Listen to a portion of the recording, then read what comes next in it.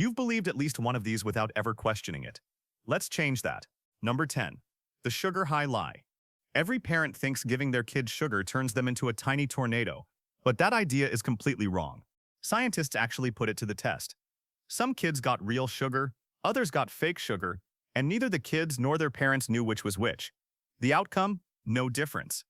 The sugar group wasn't any more hyper than the sugar-free one. So where does this belief come from? Once parents think their child had sugar, they start watching every move like a hawk. Kid jumps, must be the sugar. Kid laughs, sugar rush. But really, it's the parents' expectations, not anything happening in the bloodstream. This whole myth blew up in the 1970s, when a doctor blamed food additives for hyperactivity. Parents ran with it, even though the science didn't back it up. The truth? Kids go wild at birthday parties because they're at a birthday party, swap the cake for a sugar-free one, and they'd still be bouncing off the walls. Number 9. No, you're not using just 10% of your brain. You've probably heard the claim that humans only use 10% of their brains. That's about as believable as saying fish only swim through 10% of the ocean. The myth got so big, Hollywood ran with it, turning it into movies where someone pops a magic pill and suddenly starts doing backflips while cracking quantum physics. In reality, your brain's already working overtime.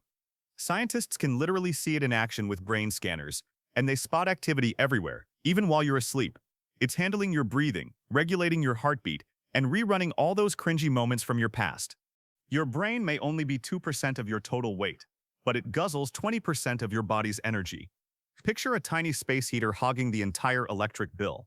If 90% of your brain really sat around doing nothing, evolution would have tossed it out long ago. Nature's not a fan of waste, and here's proof. Even a small injury to your brain can mess up major stuff. This whole 10% idea probably started in the 1800s, when a Harvard researcher said people weren't reaching their full potential. Somewhere down the line, that got twisted into we only use 10% of our brains. Number 8. A penny drop won't crack your skull. You've probably heard the claim that dropping a penny from the top of the Empire State Building could crack someone's skull, but that's just not true. Once a penny is dropped from a great height, gravity makes it fall faster and faster, at first. But then air resistance kicks in. And air isn't just empty space, it pushes back against anything speeding through it. As the penny falls, it collides with air molecules and starts to tumble. After about 50 feet, it hits terminal velocity, roughly 25 miles per hour, which is actually slower than someone riding a bike. A penny traveling at that speed might sting, like a flick, irritating, sure, but definitely not deadly. Now, if you dropped it in a vacuum, like in outer space, it could hit speeds over 350 kilometers per hour. But here on Earth, you're more likely to get injured by a falling ballpoint pen. Those are shaped to cut through the air like mini darts. Number 7. Vikings never wore horned helmets. Vikings never actually wore horned helmets in battle. That whole image came from 19th century theater costume designers, making outfits for operas. The horns looked bold and dramatic, and ended up launching one of history's biggest fashion myths. Wearing something that gives your opponent 2 built-in handles is a terrible idea in a fight. The real Viking helmets uncovered by archaeologists were simple and practical, often featuring a nose guard for protection. Those famous horned helmets? They came from Denmark and date back nearly 3,000 years before the Viking Age. They were ceremonial pieces, more like ancient crowns than battle gear. Costume makers saw them and thought, perfect, that'll look great on stage. And just like that, the world has spent centuries believing Vikings wore horns. Number 6. Lightning can strike twice. A lot. The old phrase, lightning never strikes the same place twice, couldn't be more wrong. The Empire State Building alone gets zapped about 25 times a year. There was even a park ranger named Roy Sullivan who got struck by lightning not once, but 7 separate times. People nicknamed him the human lightning rod. He lived through every hit, though after a while his co-workers made sure to steer clear of him whenever thunderclouds rolled in. Lightning tends to strike tall objects over and over. So if you're the tallest thing around, like a single tree standing in an open field, you're basically inviting it. And here's the wild part. It doesn't even have to be stormy overhead.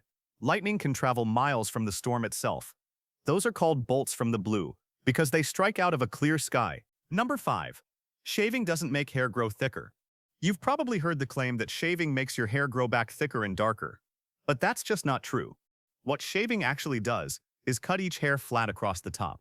That blunt edge feels coarser than the natural tapered tip. So when the hair grows out, it seems thicker, but it's not. Scientists have looked into this for decades, and the results are clear.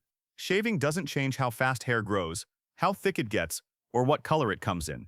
If it really worked that way, bald guys would be shaving non-stop. Jeff Bezos could buy all the razors on Earth, and he'd still be bald. This myth hangs around, because when stubble comes back, it feels different. But it's not new hair, just the same strand with a flat edge. Number 4. You can swim after eating. Your mom probably warned you not to swim right after eating, or you'd cramp up and drown. But that's just a myth. There's no proof this has ever actually happened. The idea was that after a meal, blood heads to your stomach, leaving your arms and legs too weak to swim, but your body can easily manage digestion and swimming at the same time. Sure, you might feel a small cramp if you start doing laps right after stuffing yourself, but it's not dangerous. Even the American Red Cross says this risk is basically non-existent. Pro swimmers eat between sets all the time. Just maybe skip the giant pizza buffet before you hit the pool. Number 3. Most body heat doesn't escape from your head. You've probably heard that half your body heat escapes through your head, but that's not true. This myth came from an old military manual. In their test, subjects wore full cold weather gear but left their heads exposed, so naturally most of the heat loss came from the only part not covered. Your head makes up just about 9% of your body's surface area, so at most it can account for about 9% of total heat loss. It feels colder up there because there are more blood vessels close to the skin, not because it's some magical heat vent.